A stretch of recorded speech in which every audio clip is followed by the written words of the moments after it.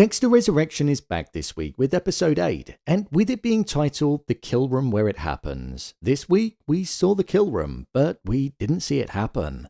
With Batista's tracker being the very thing that almost made Dexter get caught, but it having the opposite effect and it leading Batista to look like a deranged, obsessed individual in the eyes of Detective Wallace and her partner, Dexter might not need to worry about him for much longer, because he could well end up behind bars. With an ending that also tied into Charlie's suspicions of Dexter even more, let's take a look at this episode and break down all the important details. Here is Dexter Resurrection episode 8, Ending Explained. Just to let you know, this video will contain spoilers. Dexter. This episode initially started out with Dexter wanting to take out the final serial killer that was sat at Prater's table, which was Al, also known as Rapunzel, the ponytail killer. However, Dexter didn't get the opportunity to do so because Al left town, escaping Dexter's grasp following all of the others being killed, as he said it put a downer on the mood of Prater's event. This was something that left Dexter infuriated and what one would also describe as hangry, because he'd gone to the effort of setting up the kill room inside of the salon, which had wigs and ponytails everywhere. And that desire of wanting to make Al pay for the type of person that he was burning within Dexter's core. Luckily enough for him though, Harrison went to Dexter about Elsa's landlord Vinny because he'd now turned off the other utilities in her apartment and it was making her and Dante's life absolute hell. When Dexter looked into Vinny, he saw that he was neglecting his properties all around the city, and his negligence even caused a woman to die, which in Dexter's eyes made him feel as though he could have maybe fit the code. So Vinny took Al's place on the table. What I loved about this scene in the kill room was that there were these mannequins with eyes that were looking at Dexter, and it felt like a symbolic, subtle way of showing us that Dexter was being watched by Batista. But he obviously didn't know at the time that he was being tracked. From the moment that Al got away, it was easy to see that Dexter had this craving and this fix that he wanted to get for killing, hence why Vinny was laying there on the table. But to be honest, even if Batista didn't show up, I don't think Dexter was planning on killing him. Dexter doesn't really play with his food, and he was playing with Vinny. So I feel he just merely wanted to scare him into solving the issues for his tenants. Otherwise, they'd almost likely be in worse situations because they might have lost their homes. Let's also remember as well, Dexter was concealing his identity, so he was always planning on letting Vinny go because he didn't want to be recognized. Dexter ultimately found out in this episode that Batista was tracking him, and he found the AirPods that were in his car. So with them being destroyed, at least that's got the live tracking off of his back, but now he knows that Batista is a problem that needs to be dealt with. What was so good about the ending of this episode was that we were made to focus so much on the tracking that Batista was doing that we simply forgot that Charlie was there tracking him as well because she didn't believe a word that Dexter was saying. And with Prater walking into the restaurant, calling him Red and saying that he didn't realize that he had a son, the anger that was on Dexter's face was so clear to see. So I now wonder if Prater's going to be less trustworthy of Dexter and he might start to side with Charlie's beliefs. There was a key theme in this episode of killers not wanting to bring their secret lives home to their family, whether it be with Al, Blessing, or Dexter. And with Prater arriving at the restaurant, that was something that was broken for Dexter, hence why he was extremely frustrated. Batista. As the weeks go by, I'm starting to think that this could well be the end for Batista. Dexter realized in this episode that Batista was never going to let it go and that he was never going to give up trying to catch Dexter in the act, in proving that he was the Bay Harbour Butcher, even saying, "I'm putting an end to this." So it seems like Dexter might have reached his breaking point, especially seeing as though he was so close to being caught. This episode was all about Batista being correct, finding the kill room and being moments away from seeing the Bay Harbour Butcher in action, but there being no evidence whatsoever that linked it to Dexter, and it just seeming like instead he was coming across like a madman. Detective Wallace had even taken an interest in the Bay Harbour Butcher case herself, and saw that Angel's old partner Dokes was framed as being the killer.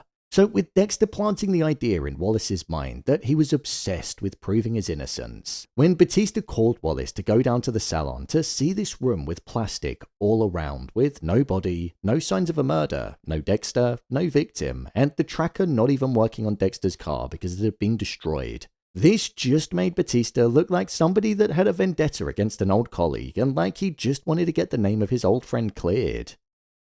Wallace even called up Quinn and asked about Batista and the Bay Harbour Butcher case, which she found out was a closed case, and she also found out that Batista just upped and retired out of the blue, and he had no idea why he was in New York. With Batista impersonating a captain because he was no longer one, it only added to the assumption that Batista was being deceitful and lying. So I think Wallace is going to have reached the end of her tether with Batista, and if he keeps interfering with what they're doing, she might well end up having him arrested, which would solve a big problem for Dexter.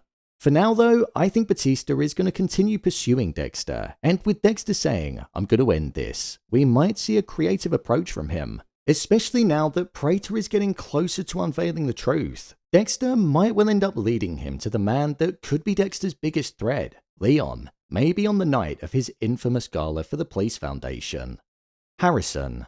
Harrison and Dexter's relationship is something that's been growing stronger and stronger throughout the season, and with him wanting to meet with his father because he was feeling bad for Elsa and not knowing how to deal with the situation without being violent, Dexter made the time to look into it. There was a line that Harrison said, which was, "I've been feeling guilty about Elsa," and Dexter replied and said, "That's a good thing."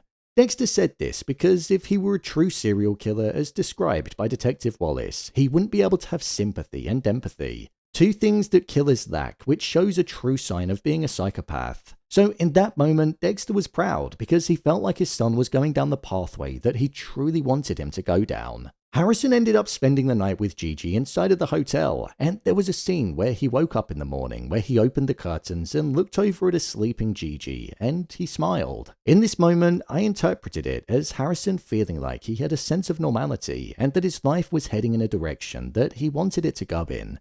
One without murder and the lack of an urge to spiral into the dark tendencies.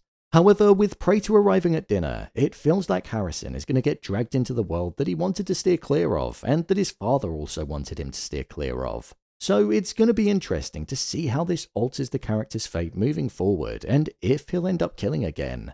I sadly think that it might, maybe even landing Harrison in jail. We're being sold this happy ending for the character, and I think we're being led down this pathway because it's going to go in the complete opposite direction. My review of the episode.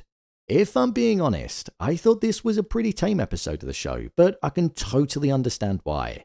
It wasn't the best, but it also wasn't the worst. There were only 2 episodes left of the season, and this is the one that needed to be the calm before the storm. There were no killings, but there were a ton of surprises, and what the ending did was it laid down a solid foundation for the twists and turns that are going to be on the horizon.